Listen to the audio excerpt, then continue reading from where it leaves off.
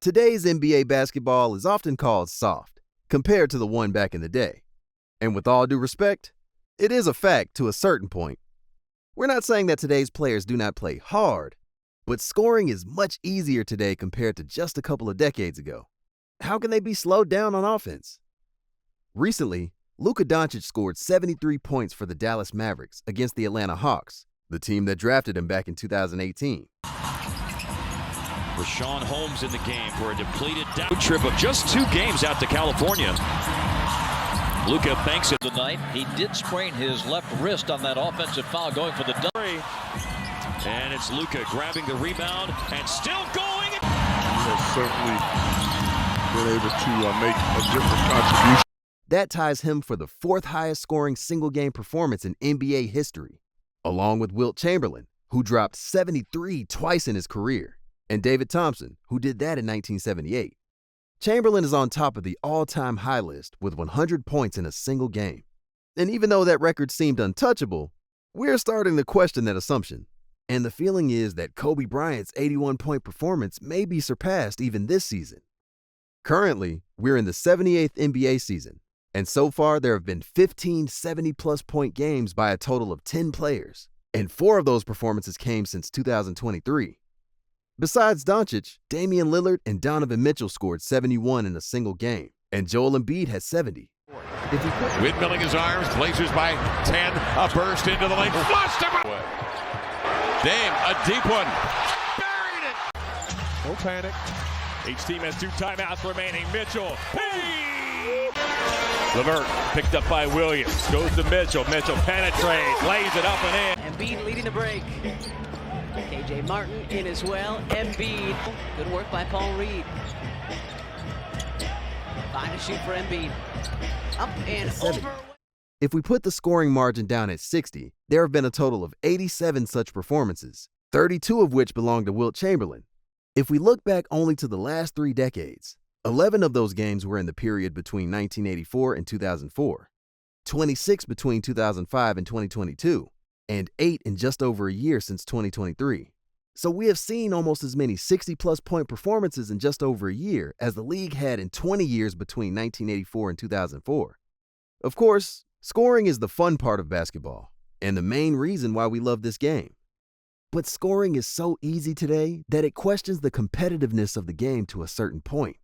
We have nothing against scoring, but if things heat up on the defensive end, we'll watch much more competitive basketball on any given night. One of the reasons for what is happening today is the simple fact that the league wanted to make the game more attractive for the fans. And high-scoring games are something that people pay to see. To see how all this started, we have to go back a couple of decades, when the league decided to abolish the hand check rule. If you're not familiar with it, the hand check rule allowed defenders to put both their hands or forearms on an offensive player's chest or hips to prevent their path to the basket. It used to be the defender's biggest strength against ball handlers on the perimeter. The rule was first abolished after Michael Jordan's first retirement in 1993, but shortly after was brought back into charge. When Jordan retired, the league was concerned that the popularity of the game may decrease, and that allowing perimeter players to score more would make the game more attractive to the fans. The rule was abolished for good in 2004, and is one of, if not the biggest, reason why the NBA is an offensive league today. The perimeter players are no longer allowed to check the ball handlers, and if they do so, it's called a foul. If you're wondering what impact this rule change had on the league, just look at these numbers. In the 2003-04 season, the last one allowing the hand check, the Dallas Mavericks led the league in scoring with 103 points per game, followed by the Sacramento Kings as the only 2 teams scoring over 100 points per game. That season, the team scored 93.4 points per game on average. Tracy McGrady was the NBA's leading scorer with 28 points per game. The very next season, when hand-checking was no longer allowed, the Phoenix Suns led the league with 110.4 points per game, and 6 teams were scoring over 100 points per night. The average points per game scored by a team increased by almost 4 points and was 97.2. Allen Iverson led the league with 30.7 points per game. Fast forward 2 decades, and these numbers look completely different.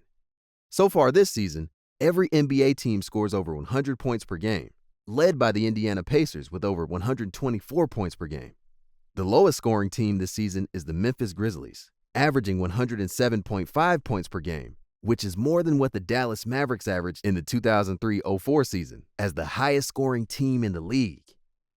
This season, teams average 115.6 points per game, which is 22 more than in the 2003-04 season, or 12 more than the highest scoring team that season. In the 2023-24 season, 4 players averaged more than 30 points per game, something that only 4 players did from 1991 to 2004. Besides this rule, the game is played at a much faster pace than it was 20 years ago. In the 2023-24 season, the teams averaged 89.2 field goal attempts, which is 9.4 more than they used to in the 2003-04 season. They shoot with a higher percentage today, with 47.5% from the field compared to 43.9%, 36.6% from three-point territory compared to 34.7%, and 78.4% from the free throw line compared to 75.2% back then. Furthermore, teams are taking 35 three-point attempts per game today, compared to only 14.9 in the 2003-04 season. Many would say that the players in the NBA are more talented today than ever, which is true to a certain point. But we cannot say that the best players today, like Joel Embiid, Nikola Jokic, or Lukadoncic, are way more talented than the best ones in the 2003-04 season, like Kobe Bryant, Tracy McGrady, or Tim Duncan. If we compare today's talent to that in the 1980s or 1990s, it is a fact that today's average NBA player is much more talented than the one from those decades, which is also another reason for the increase in scoring. It is a fact that the game of basketball has evolved in the last decade, and we're witnessing the consequences. Just to make things clear, we don't have anything against scoring, but bringing back the hand check rule and a more aggressive defense in general would definitely make the game more interesting. Until then, we'll have the 100-point record on the radar, wondering who the player is who can come close to it. Comment below who has the best odds.